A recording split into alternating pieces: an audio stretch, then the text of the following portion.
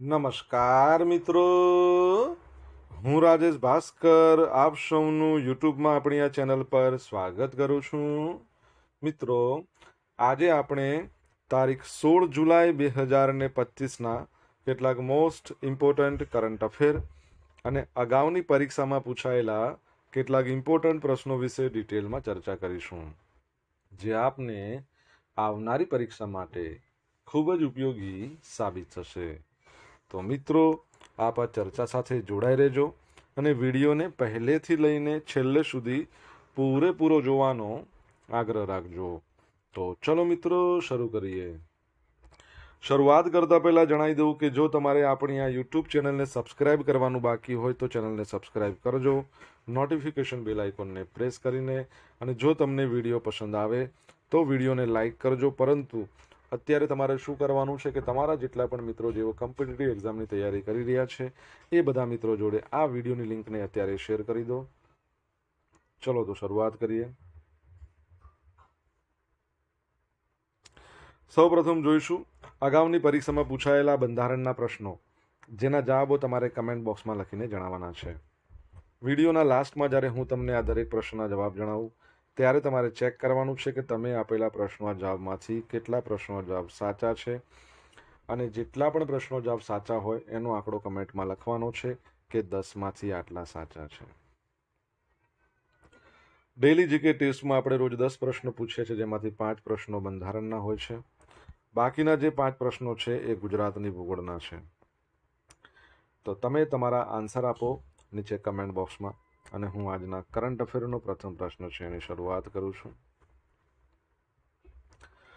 આજનો પ્રથમ પ્રશ્ન છે કે તાજેતરમાં કયા સ્થળે ભારત સરકારના મહિલા અને બાળ વિકાસ મંત્રાલયે ઝોનલ મિટિંગનું આયોજન કર્યું? તો જવાબ આવશે આપણા ગુજરાતની અંદર કેવડિયા છે ને, એ કેવડિયા ખાતે આયોજન કરવામાં આવ્યું હતું. અને આ જે બેઠક છે, આ મિટિંગ છે, એની અધ્યક્ષતા આપણા કેન્દ્રીય મહિલા અને બાળ વિકાસ મંત્રાલયના જે મંત્રી છે, જેમનું નામ છે શ્રીમતી અન્નપૂર્ણા દેવી, એમના દ્વારા કરવામાં આવ્યું. જેમાં મહિલા અને બાળ વિકાસ રાજ્યમંત્રી શ્રીમતી સાવિત્રી ઠાકુર અને આપણા ગુજરાતના જે મહિલા અને બાળ વિકાસ મંત્રી છે શ્રીમતી ભાનુબેન બાબરિયા, એમની પણ ઉપસ્થિતિમાં બેઠક યોજાઈ, એટલે એમણે પણ અવેલેબલ હતા. ભાગ લેનારા રાજ્યો અને કેન્દ્રશાસિત પ્રદેશોમાં ગુજરાત, મહારાષ્ટ્ર, મધ્યપ્રદેશ, રાજસ્થાન, ગોવા, દાદરા નગર હવેલી, દમણ અને દીવનો સમાવેશ થાય છે. આ રાજ્યો અને કેન્દ્રશાસિત પ્રદેશોના મહિલા અને બાળ વિકાસ વિભાગના મંત્રીઓ, વરિષ્ઠ અધિકારીઓ એમણે હાજરી આપી. આ ઝોનલ મિટિંગ કેન્દ્ર રાજ્ય વચ્ચે રચનાત્મક સંવાદ અને સંકલન માટે એક પ્લેટફોર્મ તરીકે કલ્પના કરવામાં આવી છે. આમાં જે મંત્રાલય છે એની મુખ્ય યોજનાઓ મિશન શક્તિ, મિશન વાત્સલ્ય, સક્ષમ આંગણવાડી, પોષણ 2.0 એના અમલીકરણને મજબૂત બનાવવા પર કેન્દ્રિત કાર્યસૂચિનો સમાવેશ થાય છે. મુખ્ય ચર્ચા વિચારણામાં સેવા વિતરણ, પોષણ ટ્રેકર જેવા ડિજિટલ સાધનોનું એકીકરણ, ફેસ રિકગ્નિશન સિસ્ટમ જેવી ઉભરતી ટેકનિકનો ઉપયોગ, પાયાના સ્તરે ટેકનોલોજી સક્ષમ અને સંકલિત સેવા વિતરણને વધારવા માટે વ્યૂહરચનાઓ એનો સમાવેશ કરવામાં આવ્યો હતો. ચલો, એક પ્રશ્ન તમારા માટે. આપણા રાષ્ટ્રીય મહિલા આયોગ છે એના અધ્યક્ષ હાલમાં કોણ છે? તમારે જણાવવાનું છે કમેન્ટ બોક્સમાં લખીને. ત્યારબાદનો ક્વેશ્ચન છે, દર વર્ષે વિશ્વ સાપ દિવસ ક્યારે મનાવવામાં આવે છે? તો આજનો દિવસ છે એટલે કે 16 જુલાઈ વિશ્વ સાપ દિવસ. તો વિશ્વમાં 16 જુલાઈના રોજ સાપ દિવસની ઉજવણી કરવામાં આવે છે. ઉલ્લેખનીય છે કે વર્ષ 1970માં પ્રથમ વખત આ દિવસની ઉજવણી કરવામાં આવી હતી. ભારતમાં તમને ખબર જ હશે, સાપને દેવતા તરીકે ગણવામાં આવે છે. દુનિયામાં સાપની લગભગ 3000થી વધુ પ્રજાતિઓ છે, પરંતુ તેમાંથી ફક્ત 375 જેટલા સાપ ઝેરી હોય છે. કોબ્રા, જેનું ભારતીય નામ નાગ છે, કોબ્રામાં ઝેરનો ન્યુરોટોક્સિનની માત્રા ખૂબ જ વ્યાપક પ્રમાણમાં હોય છે, જે સીધી આપણા જ્ઞાનતંતુઓ પર અસર કરી માંસપેશીઓને નિષ્ક્રિય કરે છે, એટલે શરીરને લકવો થઈ જાય.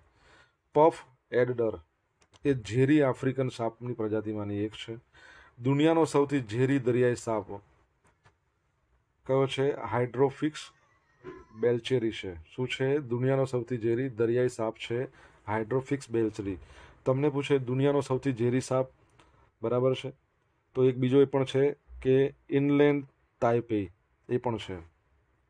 હવે જમીન પરના ઝેરી સાપ કરતાં આ જે હાઇડ્રોફિસ બેલ્ચરી છે ને એમાં 100 ગણું વધારે ઝેર હોય છે. એની માત્રા બહુ વધારે હોય. એકવાર ડંખ મારે એટલે ઘણી બધી માત્રામાં ઝેર બહાર કાઢે. બરાબર. જો સાપની વાત આવી એટલે મને યાદ આવ્યું કે IIT રૂડકી દ્વારા કચ્છની અંદર પાનંદરો વિસ્તારમાંથી વર્ષો પહેલાના જે સાપના અવશેષો મળી આવ્યા હતા. તો તમારે જણાવવાનું છે એ સાપ અત્યારના હાલના સાપ કરતાં ઘણો બધો લાંબો હતો. વિશ્વની સૌથી લાંબામાં લાંબી સાપની પ્રજાતિઓમાં એનો સમાવેશ કરવામાં આવે. એનાકોન્ડા કરતાં પણ વધારે લાંબો. એનું નામ શું રાખવામાં આવ્યું કમેન્ટમાં લખવાનું છે તમારે. રાંચીમાં પૂર્વીય ઝોનલ કાઉન્સિલની 27મી બેઠક યોજાઈ ગઈ. તો કેન્દ્રીય ગૃહ અને સહકાર મંત્રી અમિત શાહ છે એમણે ઝારખંડના રાંચીમાં પૂર્વીય ઝોનલ કાઉન્સિલની 27મી બેઠકની અધ્યક્ષતા કરી. આ બેઠકમાં ઝારખંડ, બિહાર, ઓડિશા અને પશ્ચિમ બંગાળના મુખ્ય નેતાઓ હાજર રહ્યા. બેઠકમાં કુલ 20 પ્રસ્તાવ પર ચર્ચા થઈ. રાજ્ય પુનર્ગઠન અધિનિયમ 1956ની જોગવાઈ હેઠળ દેશમાં 5 ઝોનલ કાઉન્સિલની સ્થાપના કરવામાં આવી છે. એક છે નોર્થ, બીજી છે સાઉથ, ત્રીજી છે ઈસ્ટ, ચોથી છે વેસ્ટ અને પાંચમી સેન્ટ્રલ. તો ઝોનલ કાઉન્સિલ છે ને એક સલાહકાર સંસ્થા છે. એની ભલામણો સરકાર માટે બંધન કરતા ના હોય. એના અધ્યક્ષ હંમેશા કેન્દ્રીય ગૃહમંત્રી હોય અને કાઉન્સિલની બેઠકનું અધ્યક્ષ પણ એમણે જ સંભાળે છે. ઝોનલ કાઉન્સિલો સામાજિક આયોજન, અર્થતંત્ર, સરહદ વિવાદો, આંતરરાજ્ય પરિવહન, ભાષા કે લઘુમતીઓ, રાજ્ય પુનર્ગઠન અધિનિયમ એના હેઠળ રાજ્યોના પુનર્ગઠન સાથે જોડાયેલા મુદ્દા પર ચર્ચા કરવા માટે એક પ્લેટફોર્મ પૂરું પાડે છે. ઓકે, તમારા માટે પ્રશ્ન 26મા નંબરની ઝોનલ કાઉન્સિલની બેઠક બરાબર છે. પૂર્વીય ઝોનલ કાઉન્સિલની બેઠક 2024માં કયા શહેરમાં યોજાઈ હતી? આન્સર આવડતો હોય તો કમેન્ટ બોક્સમાં લખીને જણાવી શકો છો. મિત્રો, વિડીયો પસંદ આવ્યો હોય, ભણવાની મજા આવી હોય તો વિડીયોને એક લાઇક કરજો. તમારા મિત્રો જોડે વિડીયોની લિંકને શેર કરજો. આપણી 2 યુટ્યુબ ચેનલ છે, એક રાજેશ ભાસ્કર, બીજી રાજેશ ભાસ્કર 2. બંનેને તમારે સબસ્ક્રાઇબ કરવાની છે. નોટિફિકેશન બેલ આઇકોનને પ્રેસ કરીને. જો તમારે ડેલી કરંટ અફેરની PDF જોઈતી હોય તો આપણી ટેલિગ્રામ ચેનલને જોઈન કરજો. ડેલી કરંટ અફેરની PDF તમને મળશે, સાથે અહીંયા પોલ્સ પણ રમવા મળશે. તાજેતરમાં કોને રાષ્ટ્રપતિ દ્વારા લદ્દાખના ઉપરાજ્યપાલ બનાવવામાં આવ્યા છે? તો જવાબ આવશે કવિન્દ્ર ગુપ્તા. કોનું સ્થાન લીધું એમણે? તો BD મિશ્રાનું સ્થાન લીધું. તો રાષ્ટ્રપતિ દ્વારા લદ્દાખમાં બ્રિગેડિયર BD મિશ્રાનું રાજીનામું સ્વીકાર્યા બાદ કવિન્દ્ર ગુપ્તાને ઉપરાજ્યપાલ બનાવ્યા છે. આ ઉપરાંત હરિયાણામાં પ્રોફેસર અસીમ કુમાર ઘોષ, ગોવામાં અશોક ગજપતિ રાજુ, આ બંનેને ગવર્નર એટલે રાજ્યપાલ બનાવવામાં આવ્યા છે. કવિન્દર ગુપ્તાની વાત કરીએ તો જમ્મુ કાશ્મીરમાં ભાજપના અગ્રણી નેતા હતા. મહેબૂબા મુફ્તીના નેતૃત્વ હેઠળની PDP ભાજપ ગઠબંધન સરકારમાં કવિન્દર ગુપ્તાને જમ્મુ કાશ્મીરના નાયબ મુખ્યમંત્રી બનાવવામાં આવ્યા હતા. અગાઉ તેઓ 3 વખત જમ્મુના મેયર પણ રહી ચૂક્યા હતા, 2005થી 10. વરિષ્ઠ રાજકારણી છે અને શિક્ષણવિદ છે અસીમ ઘોષ. ભાજપના પશ્ચિમ બંગાળ એકમના ભૂતપૂર્વ પ્રદેશ પ્રમુખ હતા 1999થી 2000. ઘણા વર્ષો સુધી રાજકીય વિજ્ઞાનના પ્રોફેસર રહેલા અસીમ ઘોષ 1991માં ભાજપમાં જોડાયા. 2003માં ત્રિપુરા અને ભાજપ નિરીક્ષક બનાવવામાં આવ્યા. પશુપતિ અશોક ગજપતિ રાજુ ભૂતપૂર્વ કેન્દ્રીય નાગરિક ઉડ્ડયન મંત્રી છે, બરાબર છે. અને પ્રધાનમંત્રી નરેન્દ્ર મોદીની વાત કરીએ તો પુષ્પપતિ અશોક ગજપતિ રાજુ એમની સરકારમાં 4 વખત મંત્રી રહી ચૂક્યા છે. અત્યારે જે છે ને 2018માં કેન્દ્રીય ગૃહ મંત્રાલયના સ્થાયી સમિતિના સભ્ય પણ એમને બનાવવામાં આવ્યા હતા. તો 3 યાદ રાખવાનું: લદ્દાખની અંદર કવિન્દ્ર ગુપ્તા, હરિયાણામાં અસીમ કુમાર ઘોષ, ગોવામાં અશોક ગજપતિ. ગોવા બોલે તો ગજપતિ, બરાબર છે. તો આ યાદ રાખજો.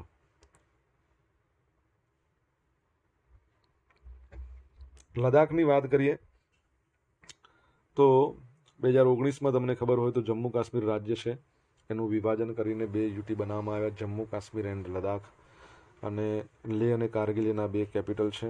રિસન્ટલી તમને ખબર હોય તો ખેલો ઇન્ડિયા વિન્ટર ગેમ્સ એ જમ્મુ કાશ્મીર અને લદ્દાખ બંનેમાં યોજાયો. એમાં વિજેતા કોણ રહ્યું તમારે જણાવવાનું છે. તાજેતરમાં વિમ્બલ્ડન 2025 મેન્સ સિંગલ્સનું ટાઇટલ કોણે જીત્યું છે? તો જેનિક સિનર, જેઓ ઇટાલીથી બિલોંગ કરે છે, એમણે જીતી લીધું છે. જેનિક સિનરે કાર્લોસ અલ્કારાઝને હરાવીને પોતાનું પહેલું વિમ્બલ્ડન ટાઇટલ જીતી લીધું છે મેન સિંગલ્સનું. અને વિમ્બલ્ડન સિંગલ્સ ટાઇટલ જીતનાર તેઓ પ્રથમ ઇટાલિયન પુરુષ ખેલાડી પણ બન્યો છે. 2025માં ફ્રેન્ચ ઓપન સિંગલ્સ ફાઇનલમાં બંને ખેલાડીઓ વચ્ચે મુકાબલો થયો હતો, જ્યાં અલ્કારાઝે સિનરને હરાવ્યો હતો. એટલે એવું કહી શકાય કે બદલો વળી ગયો. આપણે એવી રીતે વાત કરતા હોઈએ છીએ આપણે જનરલ માણસો, પણ આ તો રમત છે, બરાબર. ખેલ દિલીથી રમવાનું હોય છે, પોતાનું પરફોર્મન્સ સતત વધારવાનું હોય છે. 2025માં વિમ્બલ્ડન ફાઇનલમાં જેનિક સિનરે અલ્કારાઝને 4-6, 6-4, 6-4, 6-4થી હરાવ્યો. પોલેન્ડની ઈગા સ્વિટેક છે, એમણે અમેરિકાની અમાન્ડા અનિસિમોવાને 6-0, 6-0થી હટાવીને પોતાનું પ્રથમ વિમ્બલ્ડન ટાઇટલ અને ટોટલ 6ઠ્ઠા નંબરનું ગ્રાન્ડ સ્લેમ જીત્યું છે. એટલે વુમન સિંગલ્સમાં ઈગા સ્વિટેક અને અહીંયા તમે જોશો જેનિક સિનર બંનેને 30 લાખ પાઉન્ડ એટલે કે 34 કરોડ રૂપિયા જેટલા જીત્યા છે. 2024 કરતાં 11% વધુ. અને એના હરીફ છે એમને કેટલા 17 કરોડ રૂપિયાની વાત કરીએ, ગયા વર્ષ કરતાં 8% વધુ છે. તમે જોશો વિમ્બલ્ડન એ વિશ્વની સૌથી જૂનામાં જૂની ટેનિસની ગ્રાન્ડ સ્લેમ છે. 1877માં એની સ્થાપના અને સૌથી પ્રતિષ્ઠિત પણ છે, જે ઘાસના મેદાનમાં રમાય છે. જો ઓસ્ટ્રેલિયન ઓપન અને યુએસ ઓપન, ઓસ્ટ્રેલિયન યુએસ બંને છે ને એ યોજાય છે હાર્ડ કોર્ટ પર, ટેનિસનું મેદાન હાર્ડ હોય. ફ્રેન્ચ છે ને એ ક્લે કોર્ટમાં યોજાય અને આ ઘાસમાં.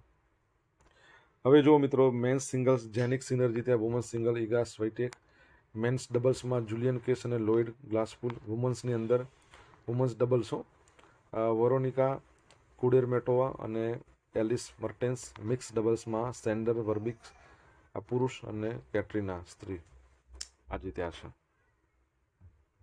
ઓકે, તમારા માટે પ્રશ્ન છે 2025માં જો ઓસ્ટ્રેલિયન ઓપન જેનિક સિનર જીત્યા પુરુષમાં, મહિલામાં મેડિસન કીજ. ફ્રેન્ચ ઓપન પુરુષમાં તો ખબર પડી ગઈ, કાર્લોસ જીત્યા છે. મહિલામાં કોણ જીત્યા છે કહી દો, કમેન્ટ બોક્સમાં લખીને જણાવો. રેલવે પ્રોટેક્શન ફોર્સના વડા બનનાર પ્રથમ મહિલા આઈપીએસ અધિકારી કોણ છે? સોનાલી મિશ્રા. તો 1983ની બેચના વરિષ્ઠ આઈપીએસ અધિકારી સોનાલી મિશ્રાને રેલવે પ્રોટેક્શન ફોર્સના ડિરેક્ટર જનરલ તરીકે નિયુક્ત કરવામાં આવ્યા છે. આરપીએફના વડા બનનાર પ્રથમ મહિલા હશે. 31 ઓક્ટોબર 2026 સુધી તેઓ પદ પર રહેશે. એમણે કોનું સ્થાન લીધું? મનોજ યાદવનું. મનોજ યાદવ 31 જુલાઈ 2025ના રોજ નિવૃત્ત થવાના છે. સોનાલી મિશ્રા એમપી કેડરના આઈપીએસ અધિકારી છે, જે હાલમાં રાજ્ય પોલીસમાં એડિશનલ ડાયરેક્ટર જનરલ તરીકેની સેવા આપી રહ્યા છે. પંજાબમાં 2021માં ભારત પાક સરહદ પર પ્રથમ મહિલા બીએસએફ કમાન્ડર હતા. કાશ્મીરમાં બીએસએફ ફોર્મેશનના વડા તરીકે રહ્યા હતા ઇન્સ્પેક્ટર જનરલ. બીએસએફની ઇન્ટેલિજન્સ વિંગનું નેતૃત્વ કર્યું હતું. બાદમાં તેઓ એડિશનલ ડિરેક્ટર જનરલ પણ બન્યા હતા. રેલવે પ્રોટેક્શન ફોર્સ આમ જોઈએ તો એનું ફોર્મેશન 1872માં આઝાદી પહેલાં, પણ એનો એક્ટ છે ને આઝાદી પછી આવ્યો. કયા વર્ષમાં મને કહો? અને એ આપણા રેલવે મંત્રાલય અંતર્ગત આવે. રેલવે મંત્રી અશ્વિની વૈષ્ણવ છે, યાદ રાખજો. આગળ વધીએ.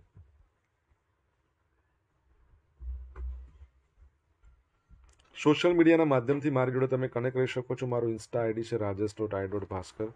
મારું ફેસબુક આઈડી છે શું છે? RI ભાસ્કર. અને ટેલિગ્રામ ચેનલ આપણી છે રાજેશ ભાસ્કર. ટેલિગ્રામ ચેનલ પર ડેલી કરંટ અફેરની પીડીએફ તમને મળશે અને પોલ્સ રમવા મળશે. અને જો ભણવાની મજા આવી હોય તો વિડીયોને લાઇક કરો, તમારા મિત્રો જોડે વિડીયોની લિંકને શેર કરો, ચેનલ સબસ્ક્રાઇબ કરવાની બાકી તો સબસ્ક્રાઇબ કરો, નોટિફિકેશન બેલ આઇકોનને પ્રેસ કરીને. રાષ્ટ્રપતિ દ્રૌપદી મુર્મુએ રાજ્યસભા માટે કેટલા નવા સભ્યોની નિમણૂક કરી છે?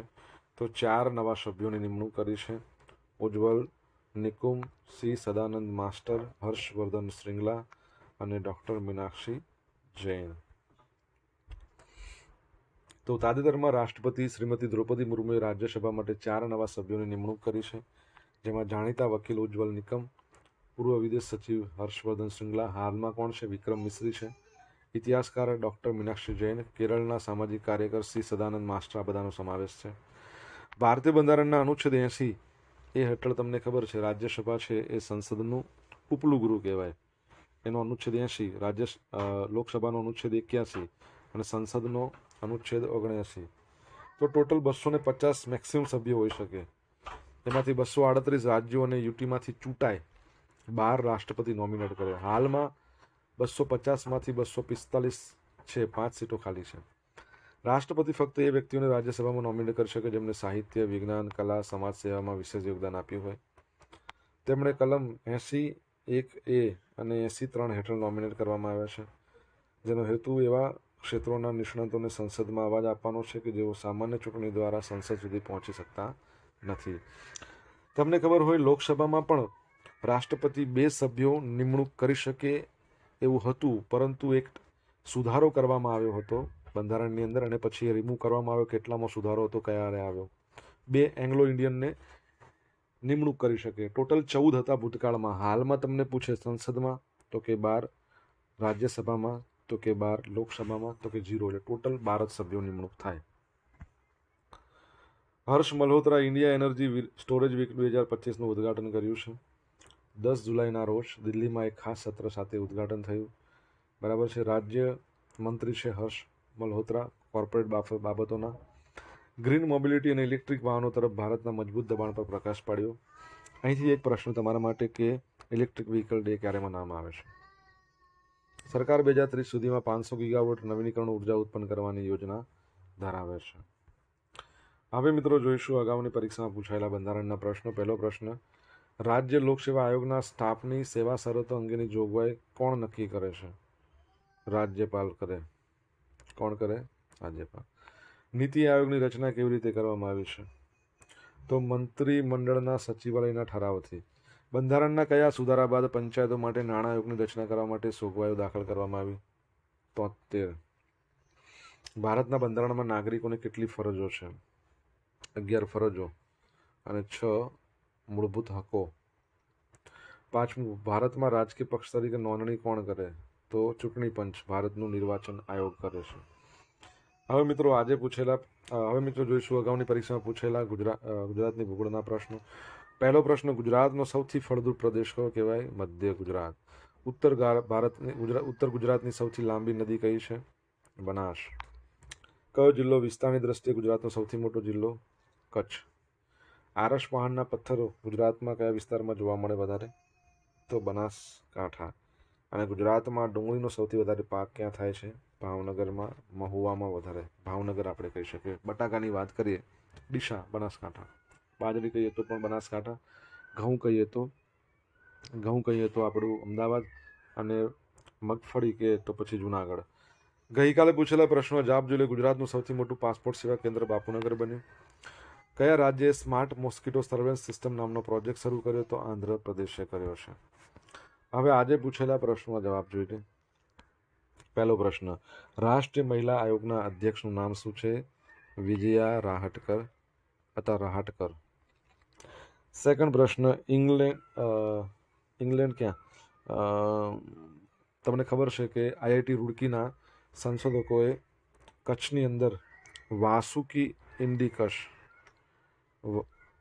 બરાબર છે, વાસુકી ઇન્ડિકસ એક કહી શકીએ કે લાંબામાં લાંબા જે સાપો હોય, વિશ્વમાં સૌથી લાંબા સાપની પ્રજાતિ, એમાંના એક એના અવશેષો શોધ્યા. ત્રીજો પ્રશ્ન, 26મા નંબરની પૂર્વીય ઝોનલ બેઠક, પૂર્વીય કાઉન્સિલની બેઠક ક્યાં યોજાઈ? પટનામાં યોજાઈ ગયા વર્ષે, પટના.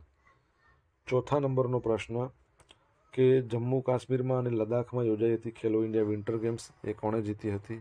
આર્મીએ. ચોથો પ્રશ્ન હતો. 5મા નંબરનો પ્રશ્ન શું છે?